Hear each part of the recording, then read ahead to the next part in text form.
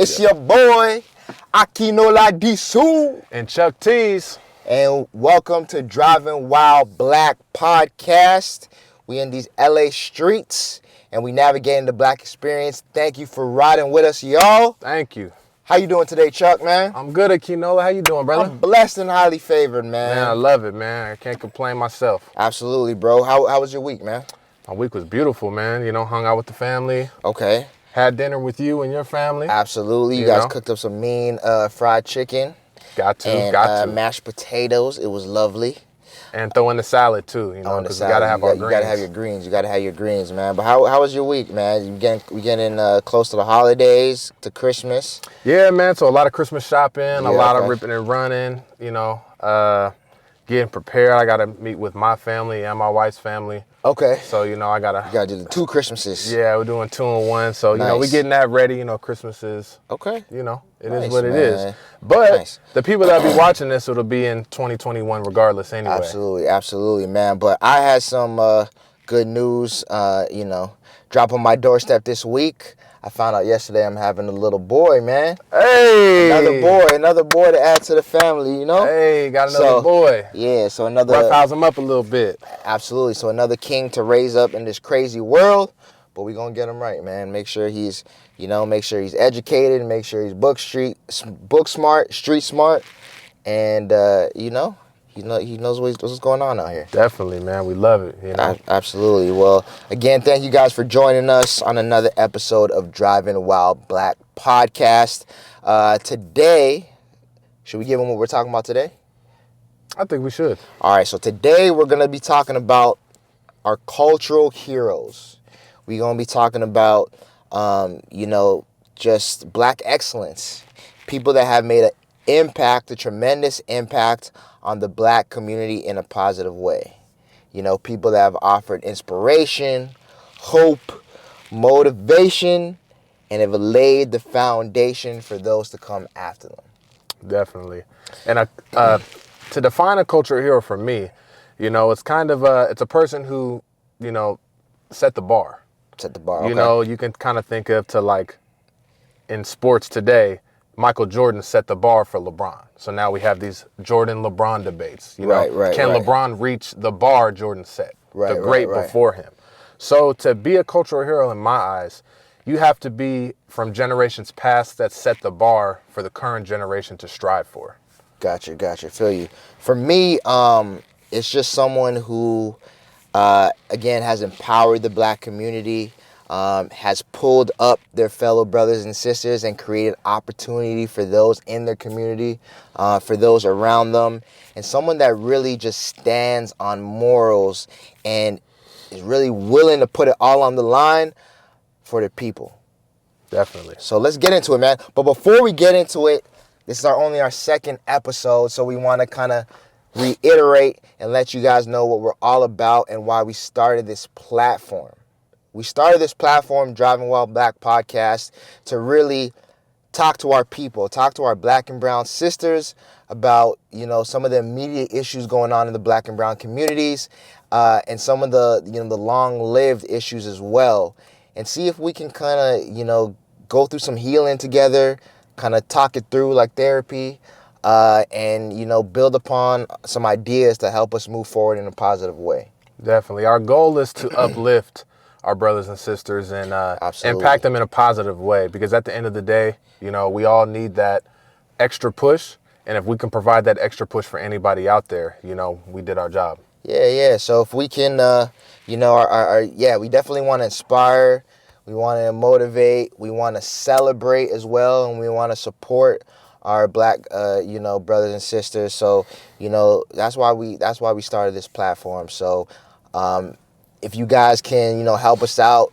drop a comment, hit us up in the DMs, let us know kind of how we can continue to support our communities and continue to support y'all, because that's why we started this platform. So, again, thank you for joining in. But let's get into it, man. Yeah, before we start, I got a question for you. Okay. Are celebrities role models? Are celebrities role models? Absolutely. In my opinion, celebrities are role models, whether they like it or not, man. And the reason why I say that is because celebrities have the biggest influence, and the longest and the highest reach, and they have the biggest voices. So whether they choose to use their influence and their reach and their notoriety for good or bad, just know that there's somebody out there watching them and looking up to them and looking at them as a role model. So again, whether they choose to use that power for evil or for good, it's on them. But I think they're absolutely 110% role models. I can agree. You know, there's a famous commercial with Charles Barkley, the I'm Not a Role Model commercial. And in a sense, you can say, you know, he's an athlete. Don't look up to him. He's not someone to aspire to be because, you know, it's an 1 in a million shot to make it in professional sports. But like you said, the fact that they do have reach, they do touch a lot of people. They are role models, whether they like it or not. Right. People are watching them. Right. Little kids are watching, looking up. They're mimicking. Exactly. So, like you said, whether for negative or for positive, a celebrity is indeed a role model. Right. I definitely agree, man. But yeah, let's get into our first cultural hero. You know, the young Cassius Clay, Muhammad Ali, the greatest. Float like a butterfly, sting like a bee. The greatest. Muhammad Ali. So what you got to say about your boy? Man, you know, to me, Muhammad Ali is a cultural hero due to the time period that he decided to do what he did in the 60s. Okay. It was a tumultuous time for the black community. You had, you know, the civil rights movement, you know, integration. You had the Vietnam War, which the black community felt very strongly about.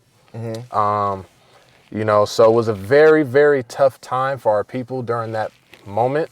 And Muhammad Ali, I would say, sat at the top of the pyramid when it comes to a celebrity that impacted a community, a culture, and ultimately the world.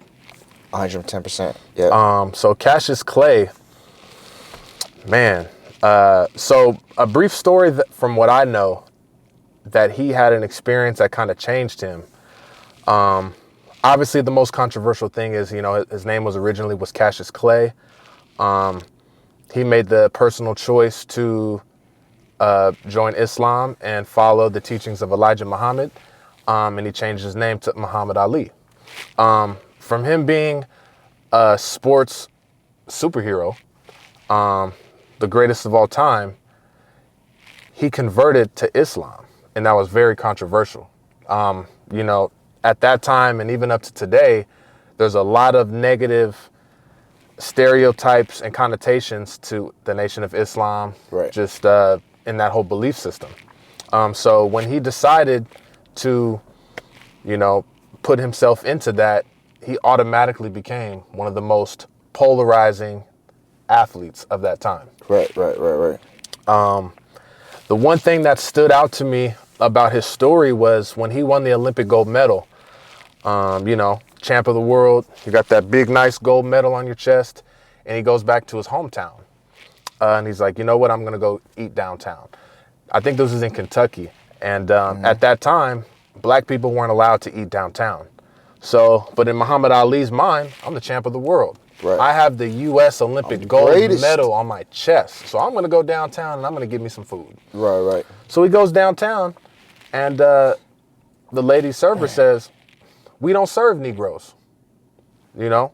So in Ali's mind, he goes, what do you mean? I'm the champ. I'm the champion of the world. Right. Like, you can't serve me? So it's kind of like, you know, he had kind of like a complex. Right, but you're still a Negro. But that woman let him know, you're still a Negro. Right. I don't care how special you think you are. Yeah. You know, so, you know, in Ali's perspective, you know, he's from that neighborhood. He went to church in that neighborhood. His daddy fought in wars for the country, and he can't even go eat in his hometown.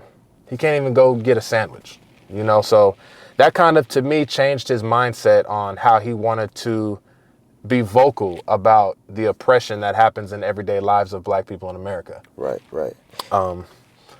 And he grew to be one of probably the most, like you said, polarizing and most vocal And back to, the definition of a cultural hero, he stood on what he believed in, and, he stood on his morals. And when he was drafted to go to the Vietnam War, and he was drafted for, the armed forces, he stood on his Muslim faith and said, "We don't believe in the war." He's like, I'm not going to y'all war. And I watched an interview with him, and what I felt, was very powerful. One of the things he said: "My conscience won't let me shoot my brother or some poor, hungry people in the mud for big, powerful America. For what? They ain't never called me no nigger." And I felt him on that, because it was like, you want me to go and fight in this war for this big country. You want me to, go and, kill and murder and shoot and oppress these people in these other countries, these, poor people. For what? I'm not even respected in my own country. I'm treated like less than. So he stood on that, and he said, I'm not going. I'm not doing it. Right. So they threatened him with 5 years in jail? Yeah, 5 years in prison and a $10,000 fine. And the interesting part about that, he did many interviews, expressing his thoughts on the Vietnam War. Like you said, he said, "No Viet Cong is my enemy." Right. He looked straight at the man that was interviewing and said, "You're my enemy. Right. You're my oppressor." Right. So to even be bold enough to say that in the media in the 60s, knowing the position he holds as being a black Muslim athlete, and he was still bold and courageous enough to tell this man into his face that he was the oppressor, that he was the devil. So that just goes to show you how much he believed in what he believed in. Right. And what I found interesting as well is he was being drafted, to the armed forces, but I guess one of the boxing promoters, was it Bob Arum? Bob Arum. Arum. He drafted a deal to where he wasn't actually going to fight, like as a soldier. He was going to go to the different, I guess, army bases and do boxing exhibitions. And do boxing exhibitions. So that was one of the deals they drafted up, but Muhammad Ali didn't even want to do that. He wanted no part of, the armed forces and the war. Right. So he's like, put me in jail, lock me up, fine me, take away my career. I want no parts. I'm standing on what I believe in. I'm standing in my Muslim faith, but I'm not rolling. Right. And the interesting part that you think about that, they wanted to use Ali as kind of like a spectacle and a draw to make black men go into the service. Mm-hmm. They're going to have Ali sitting there boxing in front of, all the military. And they're going to record it and they're going to put it out, and Ali, backs blacks to go to the war, and they're going to blast it out to encourage black people to go.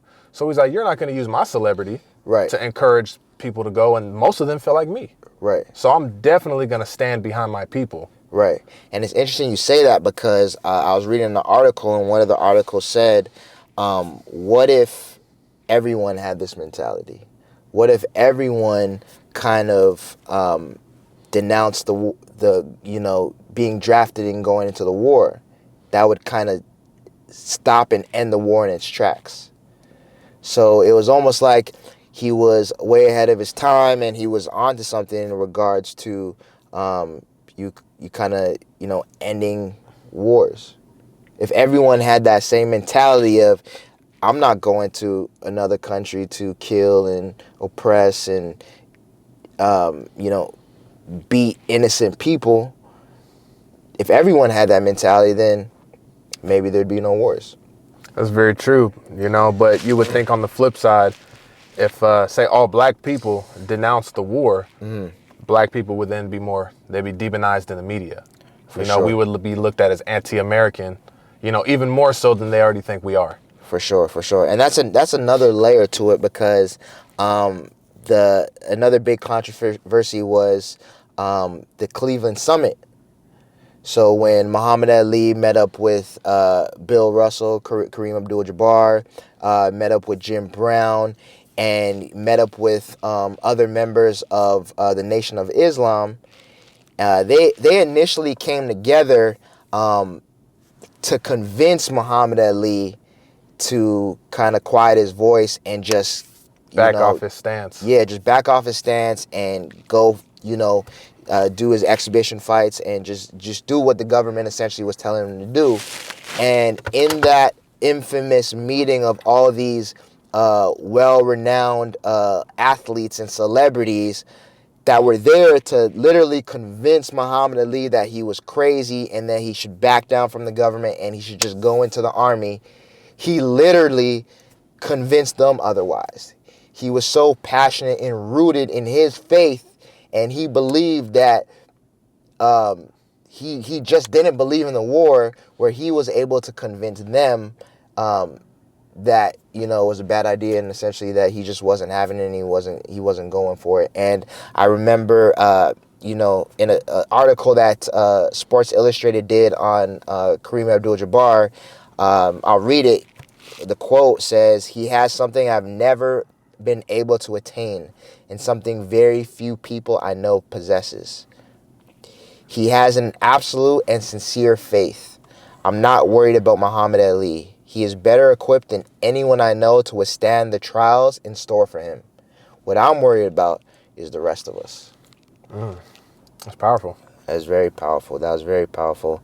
And I saw another interview with Muhammad Ali, and the interviewer was kind of asking him, like, you're putting it all on the line. You're the world, heavyweight champion of boxing. You're putting your freedom on the line. You're putting your career on the line, but you're putting your freedom on the line. Like, you can go to jail for up to 5 years. And what he said, which I felt was extremely powerful, he said it's kind of hard to put any black person in jail, because if you ask the average black person, we are already in jail. We have been for 400 years. And he also said, no people can gain their freedom until some have to die, and some lose wealth, and some give up money. So he understood that in order to advance our people and get one more step or inch closer to freedom, someone has to sacrifice their livelihood. Someone has to sacrifice their wealth. Someone has to sacrifice their life. And his point was, people do it every day. The people signing up and being drafted into the war, there is sacrificing their life. So why not sacrifice mine for my people? Right. And a person in his position most likely wouldn't sacrifice anything. Right. If I'm in a position, back in the day, I'm in the 60s and I'm a millionaire. I have these companies, businesses. I'm doing my thing. I'm not even considered black. I'm just considered Muhammad Ali. Right. He was willing to give up everything. His freedom, his titles, his notoriety, his popularity, everything, because he believed in his faith and he backed his people. Now, if that's not a hero, I don't know what is. That's definitely a hero. So rest in peace, Muhammad Ali, the greatest. The GOAT. He died from Parkinson's disease. Before he had passed, he was very involved with Parkinson's disease and the Special Olympics and things of that nature. So we salute you, man. You were one of the pioneers in regards to standing for the black community. So we love you, R.I.P. And yeah, man. Yeah. And what's funny is now he's such a revered figure now. Everyone loves Muhammad Ali. There's posters and artwork of Muhammad Ali everywhere. Books, movies. Everything. But back in that time, in that moment when he was resisting the draft, he was hated. Right. He was hated. So you think about it. What athlete today is on the same parallel line as Muhammad Ali? Let me think about that. Colin Kaepernick. Young Cat, man. Young Cat put his career on the line as well, for his people, man. Yeah. For his people. And the interesting thing is, all he did was take a knee. Yes, it was a silent protest. A silent protest. A silent protest. To which he asked military men if it was disrespectful to the anthem if he were to kneel during it. They told him, no, it is not disrespectful because you do have the right to free speech. And there's no other way to really be disrespectful towards it, because at the end of the day, it's not like, he turned his back to the flag. Right. He didn't, I think he might have, I could be wrong, but I think he even went to someone and said, how can I protest and take a stance? And they kind of gave him that advice. And they said, this is why we fight for our country and our people, so that you have the freedoms and the rights to take a stance on what you believe in. Right. So, and that's what he did. He took a stance during the national anthems being played before the NFL games, and he just took a knee, man. He said, I'm not going to stand and essentially pledge my allegiance and loyalty to a country that is okay with the killing of black people on camera and the injustices of black people. He's like, I'm not going to stand for it. So you know what I'm going to do? While all y'all are standing, I'm just going to take a knee. Never mind me. Don't mind me. I'm just going to be over here in the corner, minding my business, not saying a word. I'm going to just take a knee. Mm-hmm. But of course, people had, they were in an uproar. They had a problem with that. They felt like he was disrespecting the flag, disrespecting the country, disrespecting veterans, when literally that wasn't the case. He was just literally standing up for and bringing awareness to the brutal killings caught on camera, to your point, of black and brown people. Mm-hmm. And it's crazy because you would think as Americans, if we all saw our police officers killing people, shooting people in the back, choking people out on your streets, everybody should feel some type of way about that. Everybody should. And you know what's funny? I had a friend of mine one time ask me, a white dude, in the midst of this, when it was still fresh and early, he's like, yo, what do you, and mind you, I consider him an ally and I consider him a friend, and I don't think he has any ill intention, but it just goes to show kind of, I guess, the disconnect and what black people feel versus white people. And he said, what do you think about Colin Kaepernick taking a knee? And I immediately came to his defense. And he probably at this time taken a knee once or twice. And I'm like, yo, I love it, man. The reason why he's taking a knee is because people are being killed in the street. Babies are being killed in the street by the police, the people that are supposed to protect us. And he's drawing awareness to it. And he's saying, I'm not standing for this. So he's taking a stance by, silently protesting and taking a knee. And, his kind of thoughts on it, my friend's kind of thoughts on it were like, I don't know. He's like, I get all that, but he's like, I think maybe he might be doing it for attention because maybe his career is going the other direction. And I immediately took offense to that because I'm like, I don't care if he has selfish intentions. The mere fact that he's bringing an awareness to this issue is enough for me. And I'm going to support him in that. Right. But the fact that his brain was even able to go to that I felt some type of way. Yeah, there's definitely a disconnect when it comes to black and white relations on this issue. I've also had a lot of allies that I have conversations with, and they'd have a similar sentiment. And, for me, when I seen it, I'm like, oh, that's a no-brainer. Like, I'm going to support him. Right. Like, it's a no-brainer. Like, I don't even know why people would, second guess it. But, when the narrative gets put out there that he's disrespecting the flag, disrespecting the military, that gets a lot of people who could probably care less about black people and black issues would see that and say, well, he's a black person trying to take away from the country, take away from the flag, take away from the military. So he's no good for us. So let's demonize him. Right. And that's just a backwards way of thinking, because on the opposite end, if you saw somebody that looked like you being constantly gunned down in the street by the hands of people who are supposed to protect and serve you, you would also take up and fight that. Nobody in their right mind would just allow that to happen. And he was one of, I would say, obviously Muhammad Ali was one of the first, right? But he was one of the first in modern day to make such a public and consistent stance, and put it all on the line. And for the people that say, you know, I think he's just trying to garner attention because his career is going the wrong direction, you don't think he thought that doing this was only going to make it worse? Of course he did. Like, he didn't think, oh, I'm going to take a knee and stand up for everybody's going to love me. My community, everyone's going to love me, and I'm going to get drafted. He knew he was putting his career on the line, similar to Muhammad Ali. He knew he was taking a stance that could severely affect his livelihood.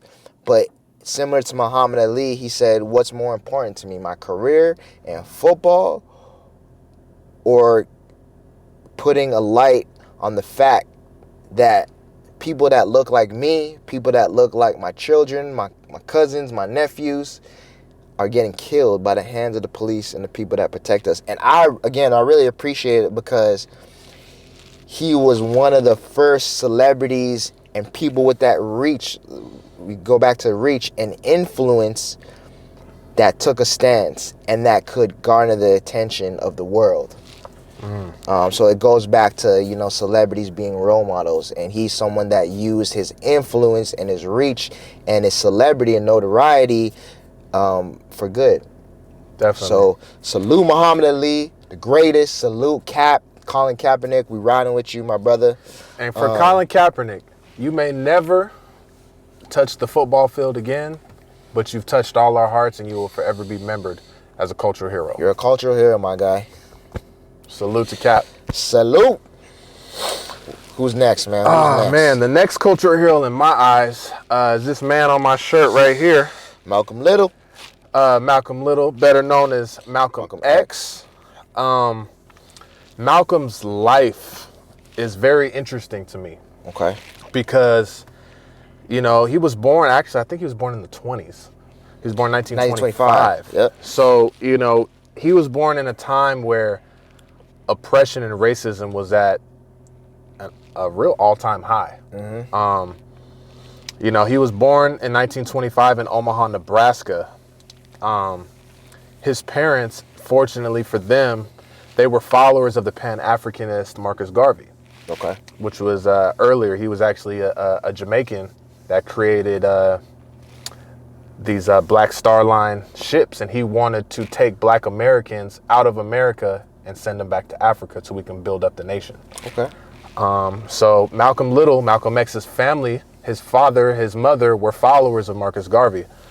Throughout his childhood, Malcolm's family was subjugated to a lot of harassment by the Ku Klux Klan. His house was burned down when he was a child. I think he was like 4 years old or something like that. Yeah. That was just based on his parents, the fact that they were such influential figures in the Black community, and they were so powerful, right? Yeah, they were powerful. You know, that they were strong within themselves, and when you have groups, you know, hate groups that come out and attack you because of what you look like or what you believe in, right, they saw them as a target. You know, they believed in being pro-Black and loving yourself, and when the Ku Klux Klan seen that, they became a target. Right, and which I found was crazy. 4 of Malcolm X's uncles were actually murdered by the KKK. Yeah.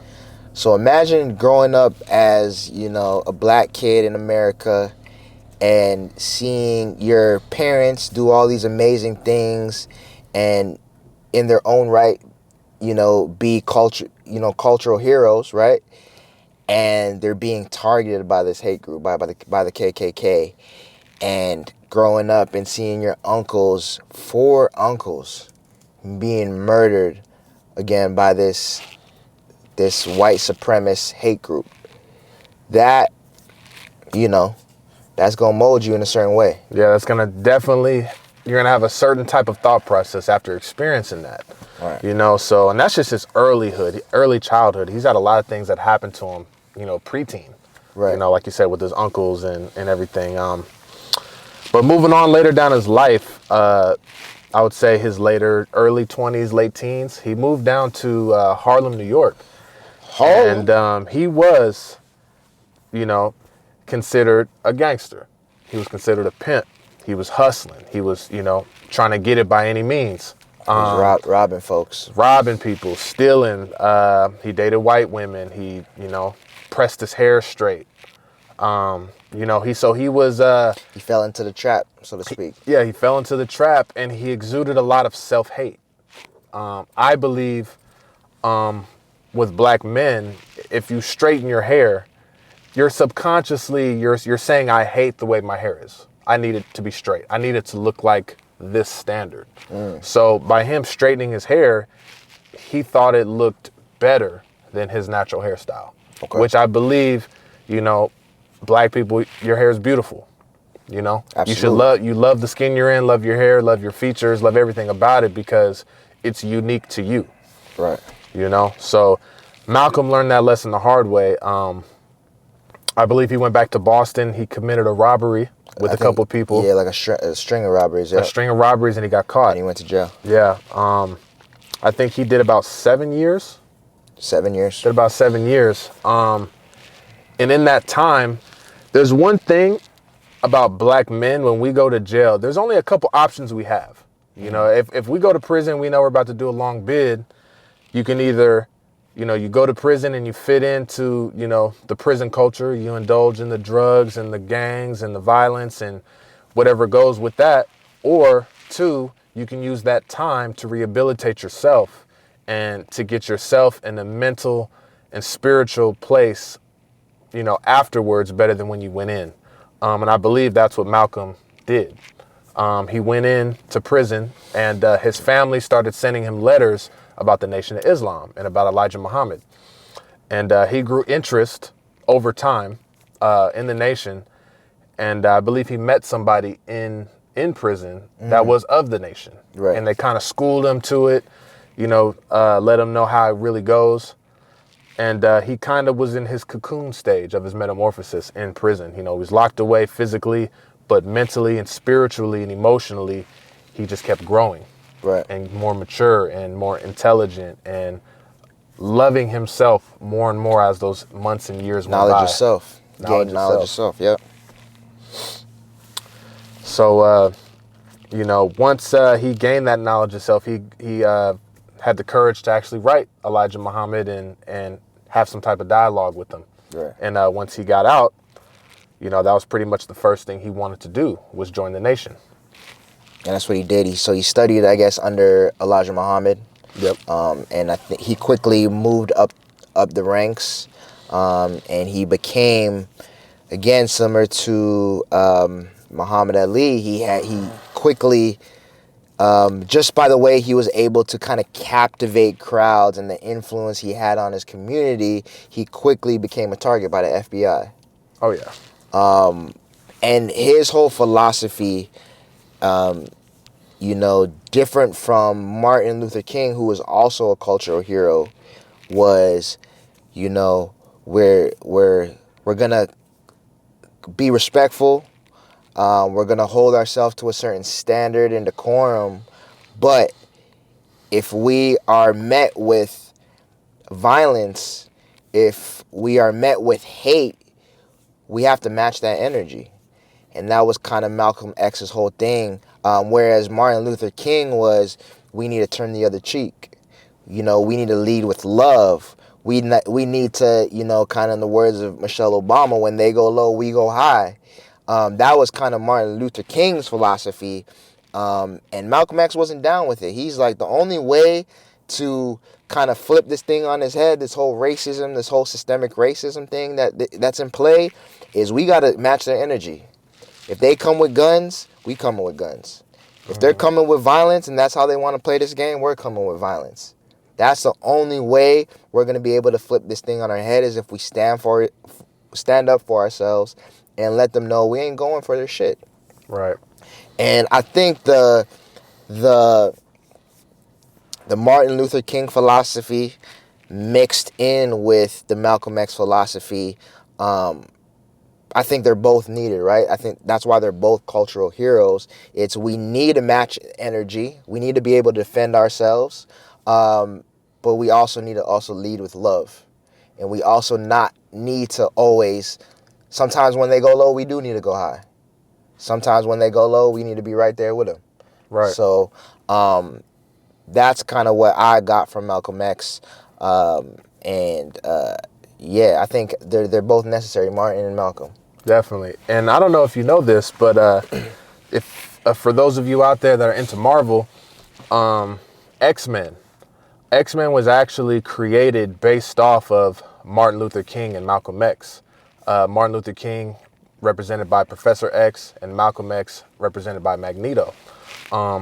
Just like you said with the approaches, Professor X, which is Martin Luther King, had an approach to the mutants that, we need to come together and be peaceful so that the humans can accept us. I didn't know that. And we just kind of want to integrate, and we kind of just want to be one with them. Okay. On the opposite end, Magneto was like, we know who we are. We know what we're about. And if they don't want to accept us, we don't need to accept them. Right. Because we can have our own. Right. We can build our own. We can build our own. We can have our own. Yeah. And if any other mutants out there want to join us and empower yourselves, please come. Yeah. But we're not going to be the ones to try to be buddy-buddy with the humans. Yeah. So from that comic, Professor X and Magneto was pretty much mirrored Malcolm and Martin. If you would just replace those characters and replace mutants with black, it fits perfectly. That's crazy. I didn't know that. Man. That's deep. That's deep. So if anybody wants to go back and watch any of the old X-Men shows, movies, and kind of look at it in that light of Professor X being Martin, Magneto being Malcolm, and just kind of change your lens on that while you're watching it, and it's pretty interesting. Absolutely. But to kind of wrap up Malcolm X was, he ended up believing the Nation of Islam because he didn't agree with a lot of, things Elijah Muhammad had going on in his personal life. So he kind of separated himself. And I think that put even more of a target on his back from the Nation of Islam. And then, again, he had that target on his back from the FBI. Mm-hmm. So he ended up getting killed. To this day, there's still debates on whether he was killed by the FBI or if he was killed by the Nation of Islam. I don't really know, but all I know is we lost a cultural hero. His impact on the black community was tremendous. I know he had estimated like 30,000 people at his funeral. Yeah, just about. So that just kind of shows the impact of this man. And so we appreciate you, Malcolm X. Rest in peace. You've paved the way for a lot of cultural heroes and, a lot of upcoming activists. As well. So, yeah, man, we salute you. We love you, Malcolm X and Martin Luther. Definitely. And if for anybody that wants any more information on Malcolm X, you can buy the autobiography of Malcolm X by Alex Haley, or you can watch the movie Malcolm X with Denzel starring. Denzel Washington, who is also one of our cultural heroes. We'll get into him a little bit later, but, Denzel did a great job in that movie. He does a great job in every movie. He's that dude. And he's one of those guys that, set the bar and continues to set the bar really high and is consistent and just exudes that black excellence. King Kong ain't got nothing on me. Man, black excellence. Training Day, man. That's a great movie. Man, we might as well just get into Denzel. Should we get into Denzel? I think we might as well get into Denzel. All right, let's get into Denzel. Fuck it. Denzel Washington, man. He's my person. I don't know about you. It's Denzel for me, number one, and then I'll give Will Smith that second slot. favorite actors of all time. But actually, Denzel I for me. agree with that. Yeah, you agree with that? I agree with that for sure. And I don't know if I'm giving Will Smith the second. Nah, let me not say that. But I'm gonna put Denzel as my number one spot. And my favorite Denzel movie is probably gonna be John Q. John Q. That was a powerful movie for me. That's a movie where his son had a bad heart. That's the movie where his son had a bad heart. He fainted in a baseball game. They rushed him to the emergency room. Come to find out, he needed a heart transplant. And his insurance ended up being expired or something like that. He didn't renew his policy, but long story short, the insurance wasn't covering it. So he needed to get a heart for his son, but couldn't afford it. So he literally had to take the hospital hostage and be like, y'all gonna figure this shit out. Y'all gonna give my son a heart. This game y'all playing with health insurance and this whole money scheme and whatever y'all doing with the system you have set up, this structure you have set up is not working. My son needs a heart. And similar to Malcolm X, by any means necessary, my son's gonna get a heart. So he locked down the ER in the hospital, and he had a few hostages and said, "Yo, I'm not letting these people go until my son gets a heart." Right. And I think it was just powerful. It just speaks to what you're willing to do for your people, your family, your loved ones, your kids. He was willing to put it all on the line. And my favorite part of the movie, which I think this is when Denzel's spot as like my favorite actor was solidified. It was when he was literally getting ready to kill himself. Oh, I remember that scene. To give his son his heart. And it wasn't the scene when he was literally had the gun to his head, but the scene before that when he went in to talk to his son. And his son is sitting on the bed and with the thing hooked up to him. Son, he walks in and his son's sitting on the bed and his son's like, half asleep, and he was like, "Yo, Dad, did you get me a heart?" And he's like, "I got you." He's like, "But let me rap with you for a second, He's like, "Yo, you need a." And he was just giving him the rundown. He was putting him up on game. Like, you need if you say you're going to do something, you better do it. Your word is everything. He's like, you listen to your mom. He's like, you treat the ladies good. He's like, and the part that got me, he's like, you stay away from the bad things. He's like, please stay away from the bad things. And I'm just like, and he was crying, and I'm just like, yo, this is real. This boy can act. This is real. His ass off. And that's what did it for me, man. And Denzel, movie after movie, no matter if it's like a Training Day or like a funny movie or like an action movie like Equalizer, yo, he comes with it. Definitely. Like, my two favorite movies of Denzel, you like to mention Training Day, Malcolm X, which we kind of briefly touched on. And for me as a basketball fan, He Got Game. He Got Game is a dope movie. Shout out Ray Allen. Shout out Jesus Shuttlesworth. It's with Denzel, like you said, he exudes black excellence every time he's on film. He's always a positive influence, rather the character he plays in. Training Day, he was kind of the bad cop, dirty cop. But in pretty much all the other movies, he's clever, he's witty, he's sharp. He's a great father, in his movies. He's a great husband for the majority of his movies. Right. And he just shows, he's just kind of lays like a blueprint to how black men should be with their families and their children. Yeah. Yeah. It's very huge to see that on screen, because then it trickles down into your subconscious, and then it kind of gets you thinking in your own life. Like, okay, what am I going to say to my son if this situation happens? It gets you in that mode, and Denzel's a pioneer, of black excellence on film. On film, absolutely, man. He's man, I don't know. He's brought us so many different pieces of art. And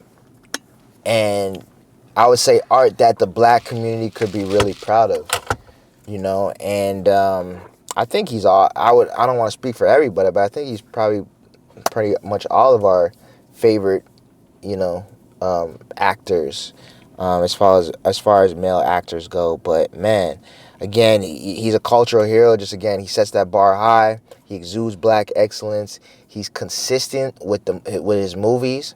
I don't think I've seen one bad Denzel Washington movie. Maybe in his earlier career, I don't really know.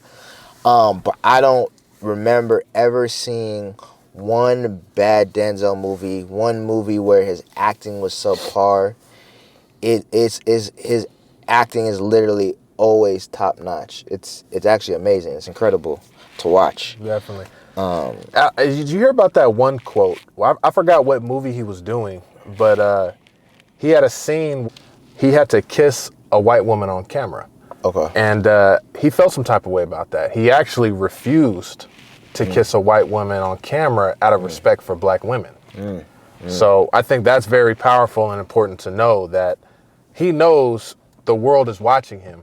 And if he does like every other actor or black actor and dates the white girl, kisses the white girl, kind of has that, I don't even know if you want to call it a stereotype, but they kind of push that. He was like, you know what, I respect black women enough to only have relations on camera with them. So I think that's very powerful and to nod, and salute to. Yeah, I think it's a controversial stance for sure.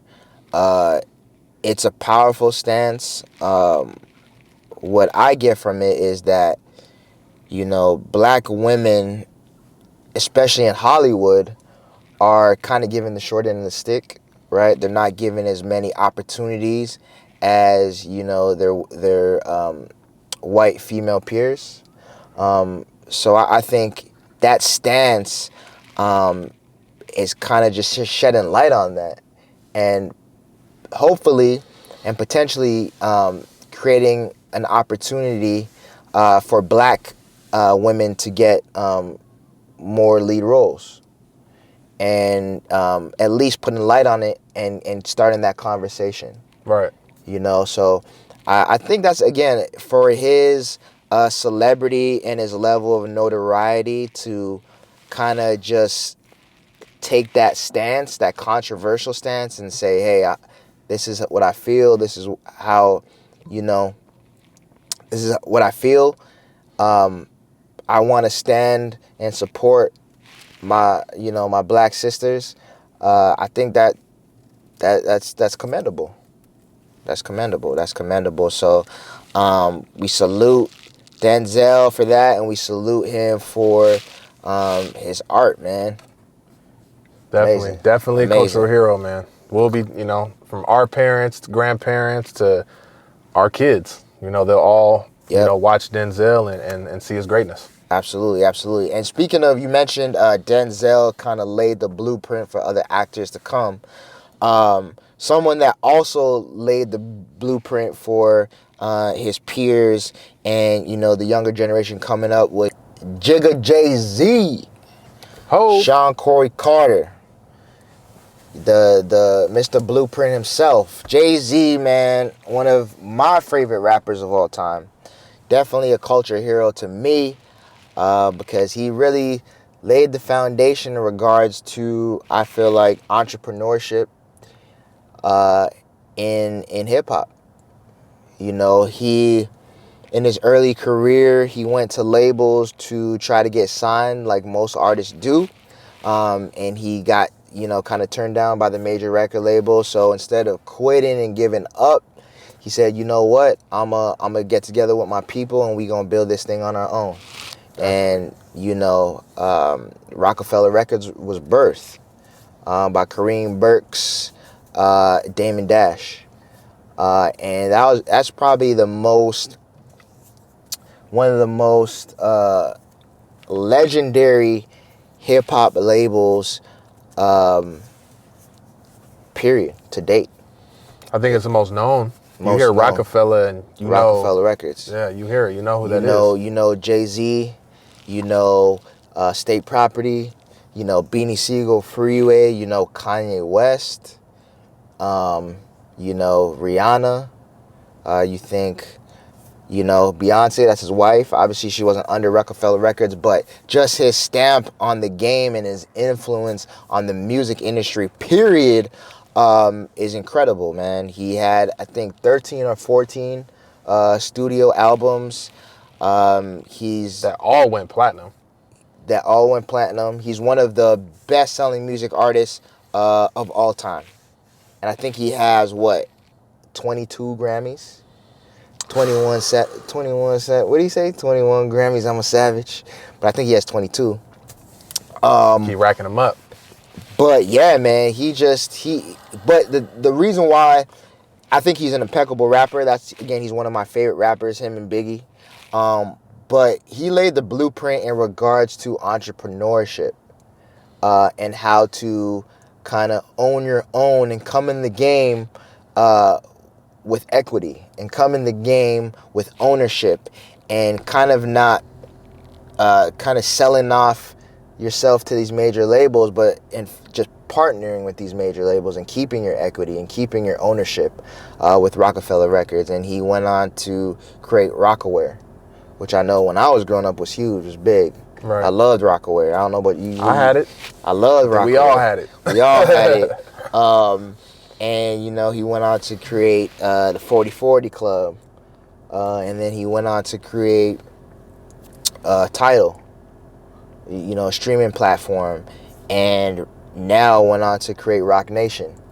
Right. And Roc Nation is kind of a resurgence of Rockefeller Records, so to speak. But they also have their hands in sports. Yep. Roc Nation Sports. So he's just the ultimate, you know, I'm not a businessman, I'm a businessman. And not to mention Douce. Douce, yep. You know, that's a popular drink in the black community. Yep. Douce. And I think he recently has invested or in like a marijuana company as well. So, man, he's just the ultimate entrepreneur. He showed how to take his ability, his God-given ability, and create it into a brand and take it to so many different avenues. And why I also think he's a cultural hero, because he created this this company and this label where he wasn't the only one that was able to shine. He was able, again, when we talk about cultural heroes, he was able to bring up his brothers and sisters and create opportunity for people. Right. And birth musical geniuses, i.e. Kanye West. So without Jay-Z, we don't have a Kanye. We might not have a Rihanna. You know? We might not have Roc Nation Sports. We might not have Roc Nation Sports. We might not have I'm forgetting his name. His business partner manages him. Kareem Burks manages him. St. John, who's a new up and coming artist. So again, his imprint. We might not have a young Jeezy Rick Ross. When he was an executive at Def Jam, he was responsible. He played a big part in their careers. So Jay-Z, man, he laid the foundation. He laid the blueprint. But aside from that, man, he did a lot for the black community. He did a lot for the voiceless. He was a voice for the voiceless. The thing I like about Jay-Z, though, he wasn't big on broadcasting his philanthropy. He was always low-key about it. He always did it low-key. You always heard about it from someone else. It was never him bragging and boasting about what he was doing for the community. Right. And one notable thing he did was bringing the Kalief Browder story to light.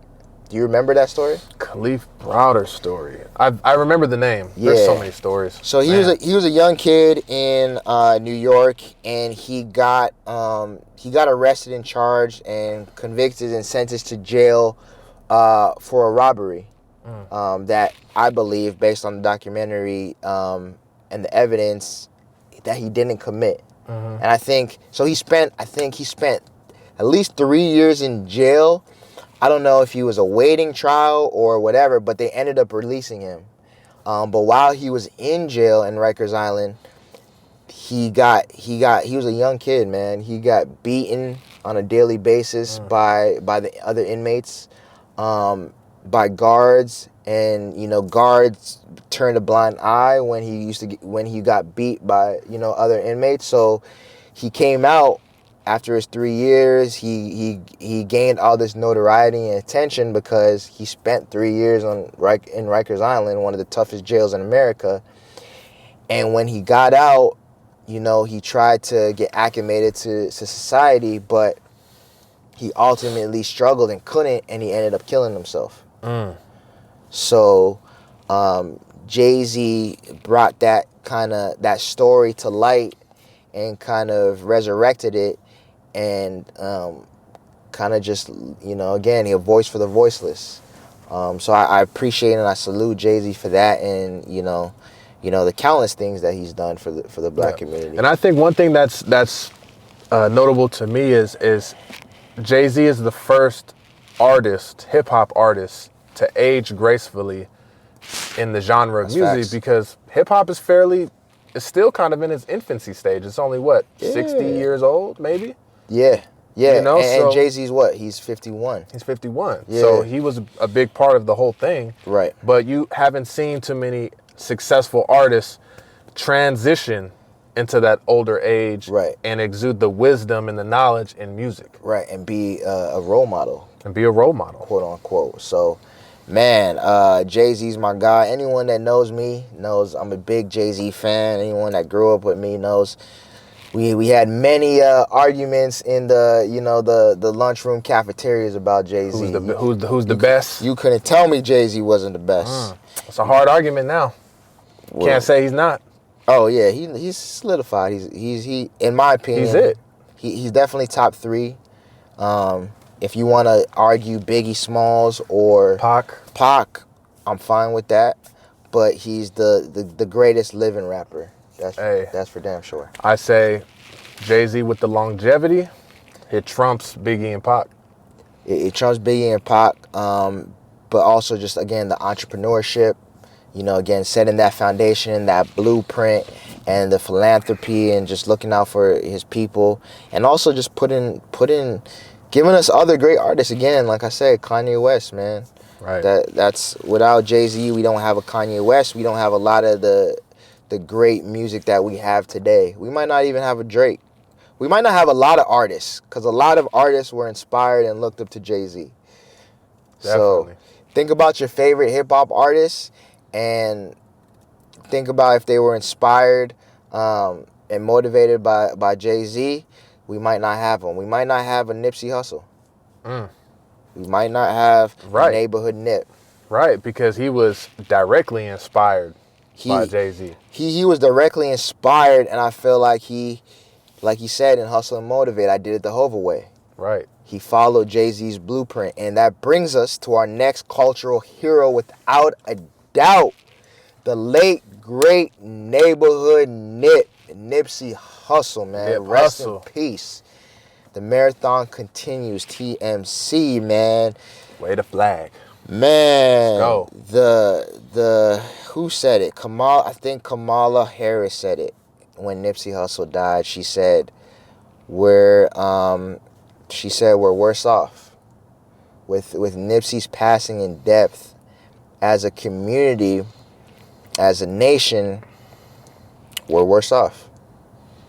What he brought in such a, I don't want to say a short time, because he was hustling and grinding for a long time. He was in the game for a decade. He was in the game for a long time.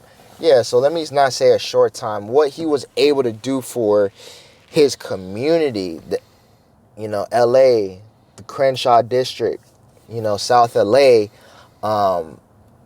was amazing. I don't think we've seen it to that capacity. No. He was someone that if you're from that community, you saw it from its infancy. You saw him when he was 12 years old. He built a computer from spare parts, and that's how he started his recording music career. Mm-hmm. You saw him, sell his mixtapes out of his car. You saw him start the Marathon clothing store in the Crenshaw district. You saw him blow up to be this big rap star, but still be a staple in the community. You could still catch him at his store, in front of his store, talking, inspiring, and motivating, and touching the people. Right. So he was definitely a man of the people. He was a man of the people. You could see him, man. You could touch him, you could have a conversation with him, and he's only going to give you a positive feedback. You know, Right. He was a pillar in Los Angeles, and he will forever be missed. For sure.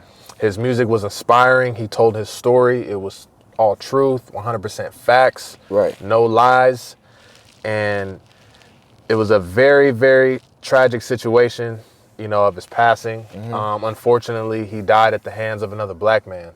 Unfortunately, yeah. You know, in his own community, from his own community. And that's what scares a lot of people to do what he did, to stay in the community, is because people, you know, from all walks of life say, hey, the people that hate you the most are the people that are from your own hometown. That's why a lot of people leave their hometown, is because they can finally get away from that and start fresh. Right. know? And a lot of times you can't blame people, right? You can't blame people for garnering a certain type of success and leaving that community and kind of popping in and out and still supporting and helping that community and building it up, right? Jay-Z said in one of his songs, I can't help you if I'm, what do you say? I can't help the poor if I'm one of them.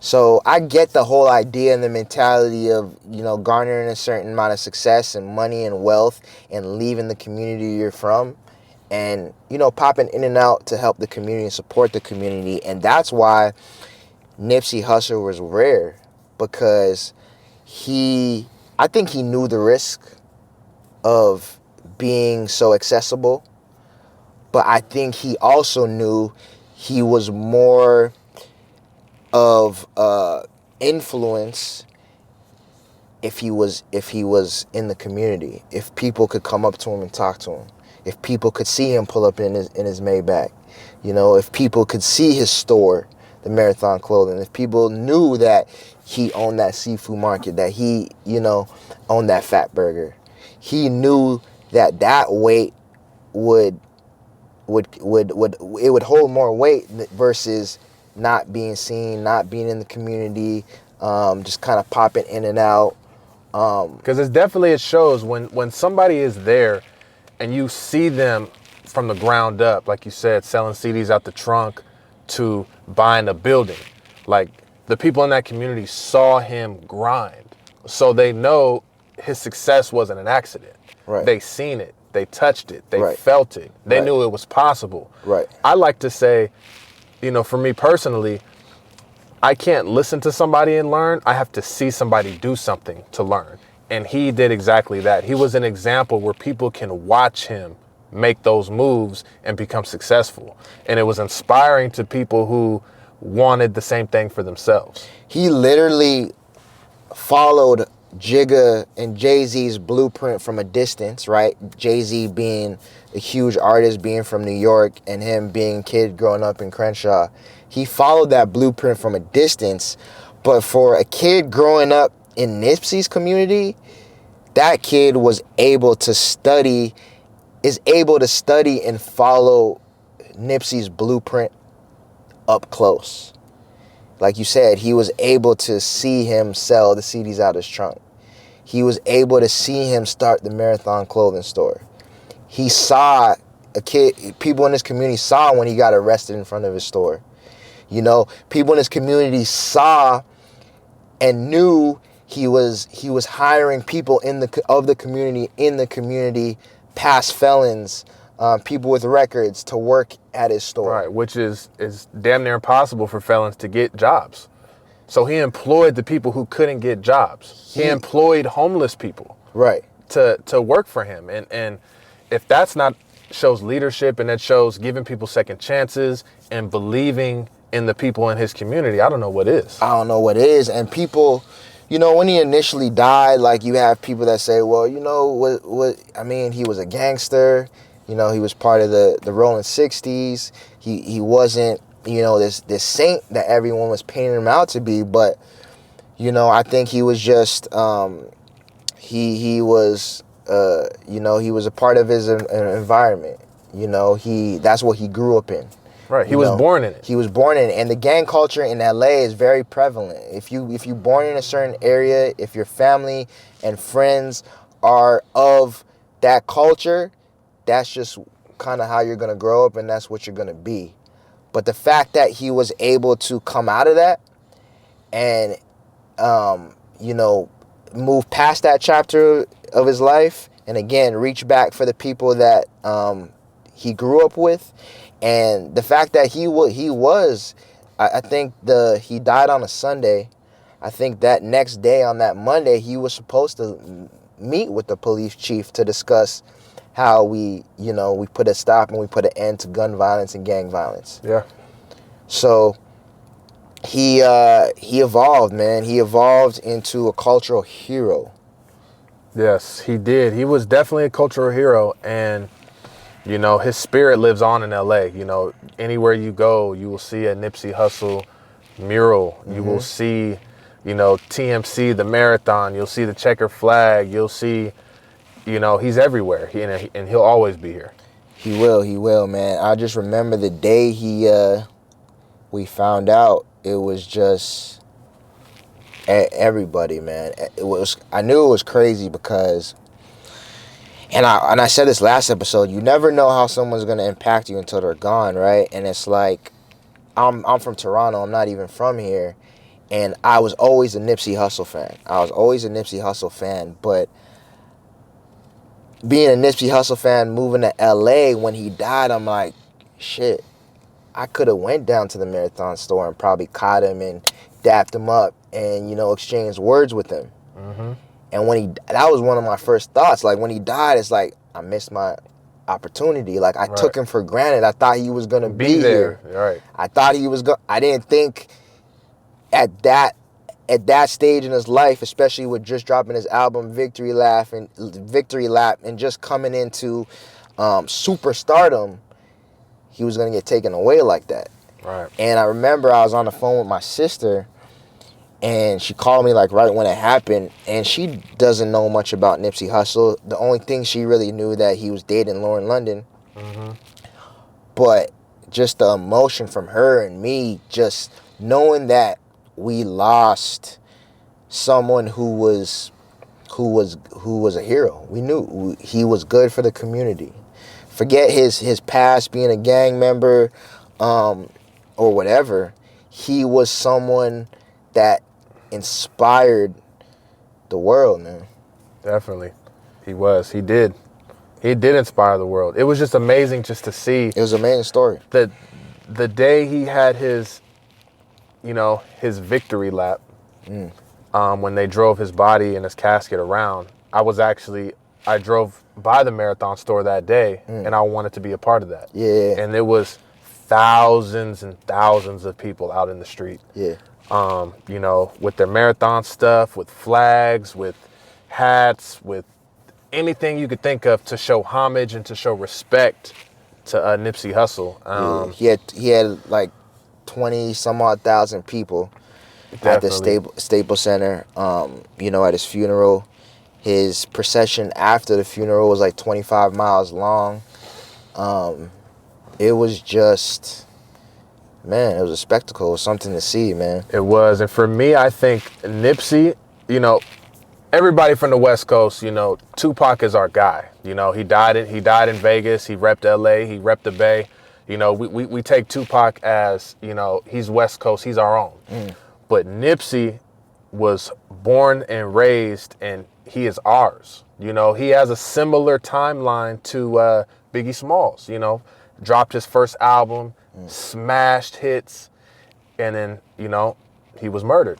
And what's crazy is I just want to say, I remember catching Nipsey Hussle for the first time. I think it was on YouTube, and he had this. It was just like when vlogs were getting big, and it was just like, you know, a video camera, you know, showing him, you know, maneuvering and hustling through the hood. Like his story was documented even online on YouTube, right? That's when YouTube was getting big, and just his personality, how cool he was just a smooth dude.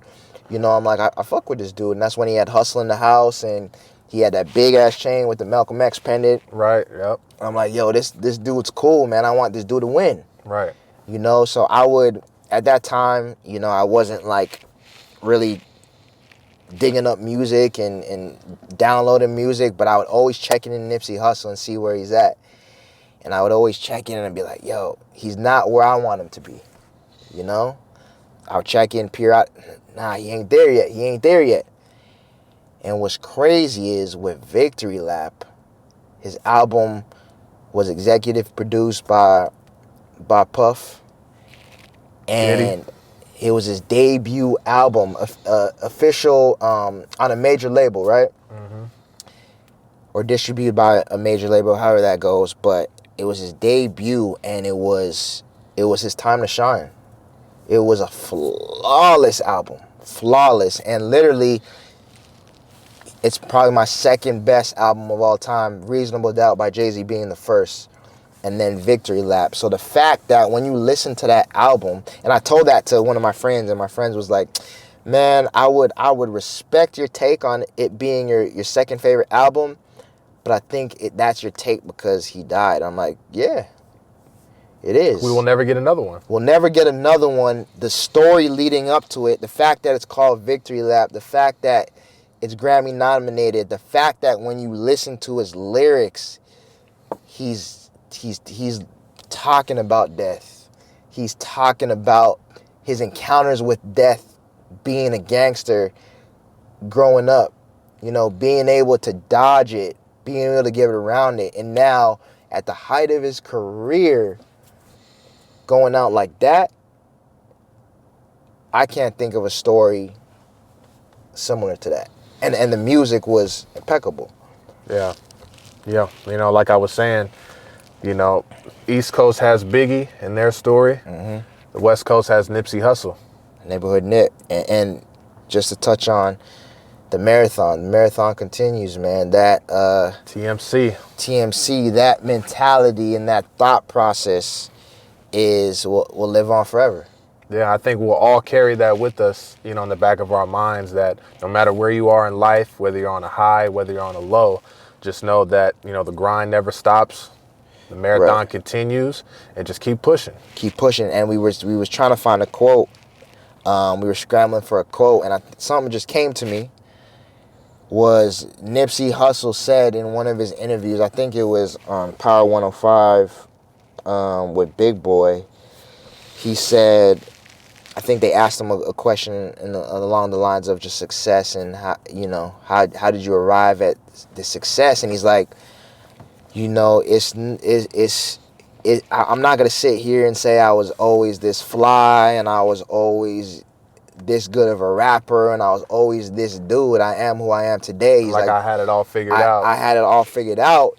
He said the only difference between me and a lot of people who don't make it is I never gave up. He never quit. He never quit. He knew from his career, the inception of his career, that it was a marathon. That you had to continue running your race. You couldn't stop. You know, you got to pace yourself. What do you say? You got control your breathing. You got to pace yourself to control your breathing. It's a marathon. So, man, I think we'll leave you all with that. Yeah. All money in, no money out. Words marathon continues. Words from the late, great, prolific prophet, you know, Neighborhood Nip. Rest in peace. Rest in peace, man. What you think, man?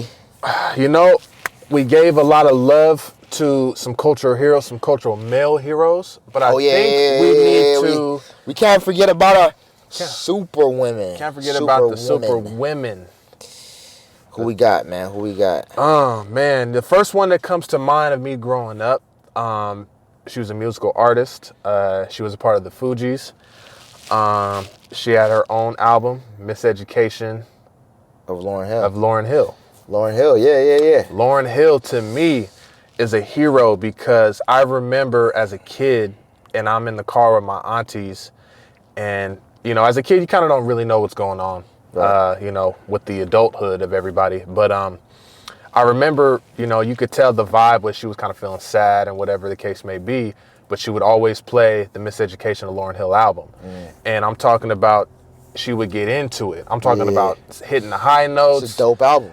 Reciting the lyrics, and it just was very soulful. It was very organic, and it was very real. And even, you know, myself, I listen to the album. I think it's great. For sure. My wife loves Lauryn Hill. For sure, to this day. You know, so she is definitely one female cultural hero I would like to highlight. For sure. It's funny because I was listening to the radio, I think it was probably last year, a few months back, and I can't remember exactly what song it was. It might have been Ready or Not.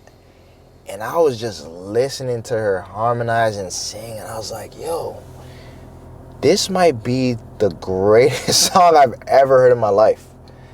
Like, I want to say it was Ready or Not, but it was just so soulful, and the way she was singing, and just, man, her being a part of the Fugees and being able to hold her own in regards to singing and rapping and in the hip-hop space with Wyclef and Pras speaks to her talent and her ability, right? And her creating the Miseducation of Lauryn Hill, and that being her only album, I believe, and it being a classic to this day, standing the test of time, just shows her influence and her talent level and the impact she had on our culture. Major. So salute Lauryn Hill. You are a superwoman. You are a cultural hero, and we thank you for your art, man. We thank you for your art, Miseducation of Lauryn Hill. So who's another female cultural hero that comes off of your mind? Another superwoman, you know, Ava DuVernay. I'm gonna shout out Ava DuVernay.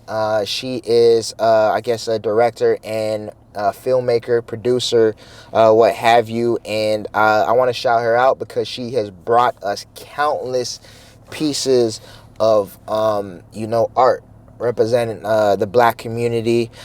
She has brought us Selma, which I think was an amazing movie. I remember watching that in theaters, and at the end of the movie, the whole theater, they didn't move out of their seats and they just clapped. And I was like, that's a sign of a good ass fucking movie. Right. You clapping at the end? You clapping at the end. So she brought us Selma. She brought us, you know, she brought us 13th. Oh, the 13th. Yeah, the documentary. Which is a powerful documentary. And I love, man, that she's always on Twitter, man, and just, you know, saying her piece and giving her piece and standing up for the culture. And letting people know what it is, what time it is, man. And she also had some words to say about about Nipsey Hussle when he passed. Let me try and pull it up here. What did she say? She said something. She said something. I don't know. But yeah, I just want to shout out Ava DuVernay. I think she's dope. I think she has a lot more to bring us. So I just want to lift her up and support her and let her know we appreciate you, ma. Definitely. Appreciate you. Shout out to Ava DuVernay. Ava. We are fans. You Holla at us. You are a hero. This next woman I'd like to highlight, before I mention her name, I got to throw out Michelle Obama. Okay. She's definitely a cultural hero. A lot of people love Michelle more than they do Barack. Michelle is just so cool. She's smart. She's hip. She's funny. She was the first lady. So she definitely deserves the love. But a person I want to highlight that is most recent is Kamala Harris. Kamala. She is the vice president-elect right now and will be the first woman of color that holds an office position as far as the presidency is concerned. So she's definitely raised the bar, like we talked about earlier in the episode. She raised the bar for future women of color to follow in her footsteps. So she deserves the utmost respect and gratitude for showing us that it's possible. Absolutely, absolutely. So congratulations, Kamala. We look forward to seeing what you do with Biden in office. Again, you an inspiration for us all, man. For us all. Some much needed change. You know, being the first woman VP in office. So it's great to see. You know, you're inspiring our our black and brown sisters. So we salute you. Next superwoman and cultural hero, I want to give it to a modern day activist, Tamika Mallory. Tamika Mallory. Mallory. She, I don't know too much about Tamika Mallory, but I know she has a very loud and impactful and influential voice in our black and brown communities, and a voice that is much needed. A voice that that just holds down our culture. And she's not afraid to speak out on the injustices going on in the world right now, going on within our communities. I remember I watched a Breakfast Club interview of hers way back, and she just kind of spoke to the fact that she has a son, a black son, and she was fearful of his life growing up in America. And that's what kind of sparked her activism and forced her to kind of speak out. And I think she hasn't stopped since, and she's just been a consistent voice in the community. So I just want to shout her out, let her know we appreciate you, we see you, we want to support you and uplift you, and keep putting your foot on these people's necks, man. Let them know what time it is. Their neck. Don't let up. Let them know. And this last one, I want to give it to, I don't know how to say her name. Marsai Martin. She's the little funny girl from Blackish. And she is the youngest, if I'm not mistaken, she's the youngest producer, period, in Hollywood. The youngest film producer, period. And she's what? She can't be... She is... 12? Was born in 2004. 2004. So she's what, 16? She's 16. So... Man. Oh, yeah, that deserves some love, man. That deserves some love. So shout out to you. Shout out to that sister, Marsai Martin. To be the youngest black female producer at 16, she might have got that title at younger. She's 16 now. To have that title, that's amazing. Maybe what, 14? Yeah, you already a hero. So keep doing your thing. We look forward setting the bar. We look forward to what you have, to bring us in the future. We're gonna continue to support you and lift you up. She's hilarious on Blackish. She does a great job. I love that show, by the way. Shout out Tracy Ellis Ross too. There you go. You a hero in my books. Throw her in there. Definitely. But man, that wraps it up, man, for our black cultural heroes. Again, we wanted to make sure we are using this platform to also uplift our black and brown people, to celebrate them, to support them, to bring awareness to some of our accomplishments, because, man, black is beautiful, man. Black is beautiful. We are talented. We are multifaceted. We are courageous, brave. Man, we are prolific. We're great, man. We're great. So gifted, man. So we just wanted to lift up our people on this episode. So definitely. I think that's a wrap on episode number 2. Thank you for riding with us. Please tune in next week for episode 3. Like, subscribe, hit the bell for notifications, do all that fun stuff. And we appreciate y'all, man. We'll catch you on the next one. Definitely. This is Driving While Black. Boom.